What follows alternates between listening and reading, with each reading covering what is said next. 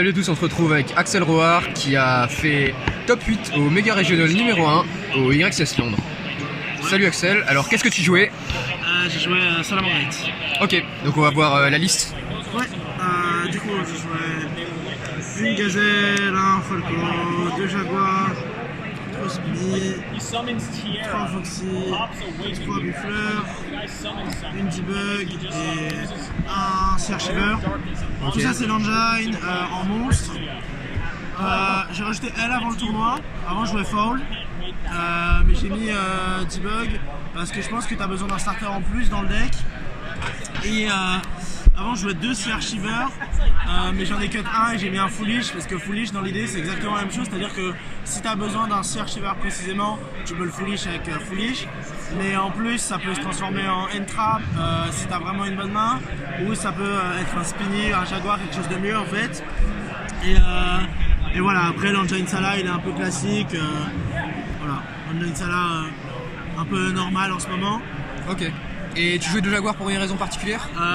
Je jouais de Jaguar parce que les gens ont tendance à souvent bannir Jaguar, et c'est même pas une mauvaise carte à piocher en fait. Dans l'idée c'est un starter souvent, tu peux le normal, Link Baylinks etc. et faire des trucs juste avec lui, et voilà, dans l'idée des fois ça te dit bien de le piocher. Ouais, discard avec les Shynet et les Foxy, voilà. Et voilà, ici il prend un Shark Cannon, s'il prend un Colt, il prend plein de trucs, donc voilà. Ok, parfait. Ensuite en N-Trap, j'en jouais 9 main deck, je jouais 3 H, 3 Didi Crow, 3 Imperm.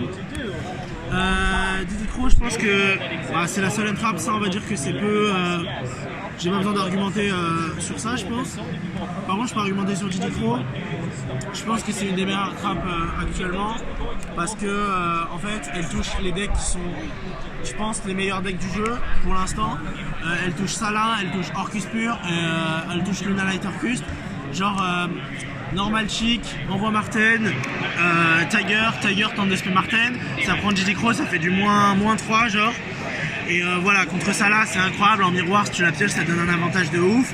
Et contre Orcus, Normal Summon Strap Recycler, Send Nightmare ou Send Arc du coup, Didi Crow sur Arc, et s'il a pas d'extender, déjà Didi Crow c'est vraiment une bonne carte.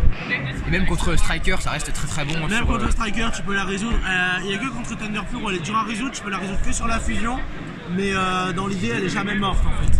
Ouais, même contre la fusion c'est du 1 pour 1 et donc ça va.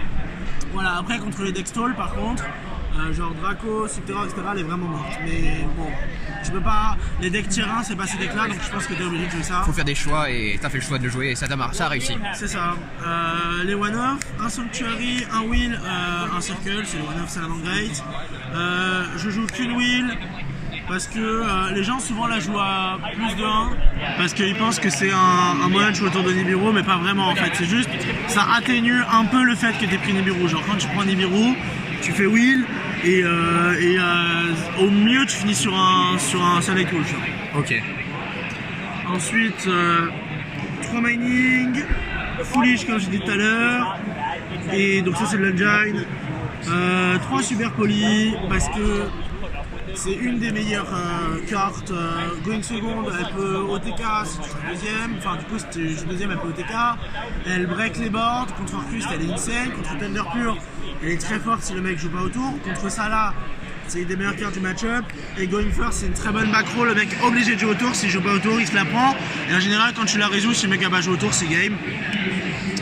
Et ensuite je jouais des pièges, je jouais une roar, 2 rage. Je jouais 2 rage parce que mon main deck avec Super Poly, avec Didi Crow, etc. il est beaucoup orienté contre les decks combo ou Orcus, Salah, etc. Donc il me fallait des cartes pour moi pet MP.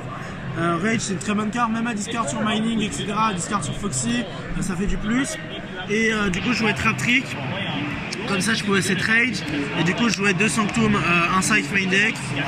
J'ai décidé de pas jouer Nibiru et de jouer Sanctum Scythe parce que en fait Going First a un impact qui est beaucoup plus important que Nibiru. Quand tu la résous t'as gagné, et du coup Going Second elle est très bonne aussi parce que je trouve que le format est lent, à part Lunalight Orcus, tous les decks genre Majou etc, il n'y a pas d'OTK. Et donc du coup Sanctum est vraiment une bonne carte parce que même si tu la pioches en genre deuxième tu vas la résoudre.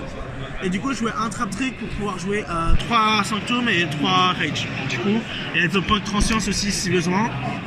Et voilà. Du coup, là, je suis à 41 cartes. Ok. Très bien. Ensuite, mon extra, du coup. Alors, ton extra deck.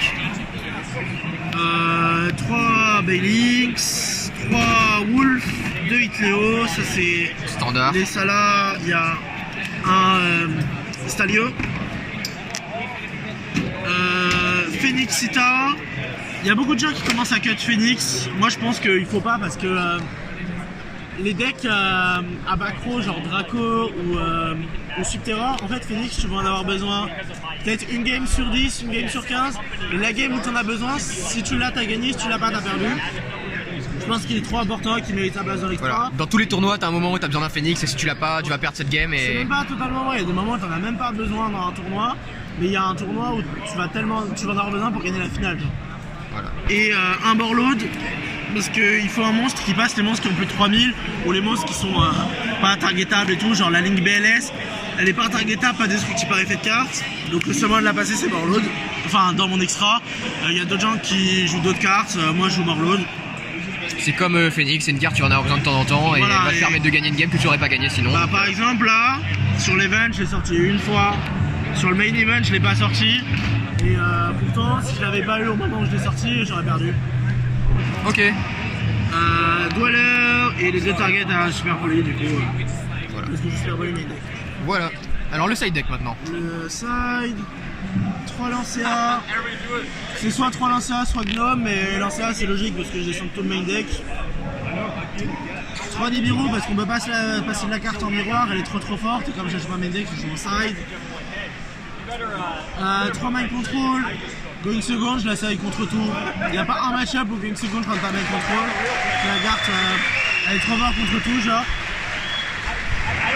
Ok.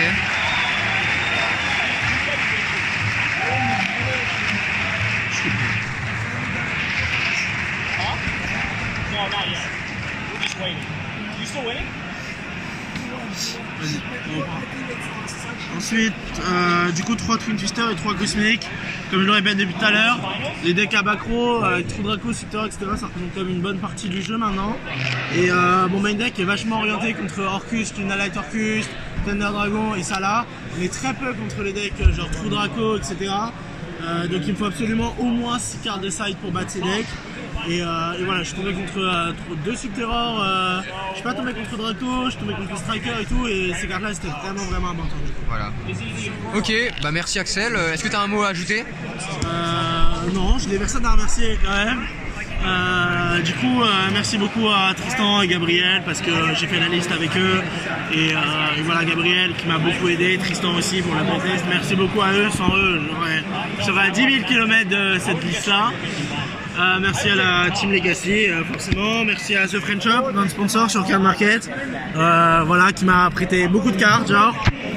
Il y a plein de cartes qui me manquaient pour l'event et voilà, il m'a prêté plein de cartes, c'est vraiment merci beaucoup.